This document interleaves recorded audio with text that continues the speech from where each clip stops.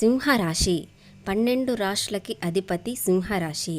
సింహరాశి వారికి మహా 1, 2, 3, 4 పాదాలు, పుబ్బ 1, 2, 3, 4 పాదాలు, ఉత్తర 1వ పాదం, ఆదాయం 11, వ్యయం అష్టమ శని మొదలవుతుంది.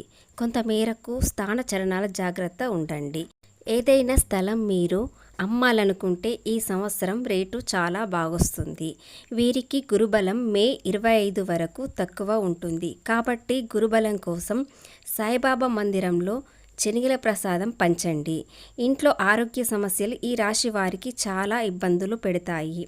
సింహరాశి వారు ఇతరులతో చాలా ఇబ్బందులు పడతారు. మీ స్నేహితులతో మోసపోతారు.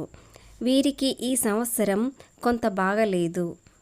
ఏ రాశి వారైనా ముందుగా తెలుసుకునేది, ఎందుకంటే ఆ రాశి ఫలాలను బట్టి మనం ముందు జాగ్రత్తగా ఉండటానికే.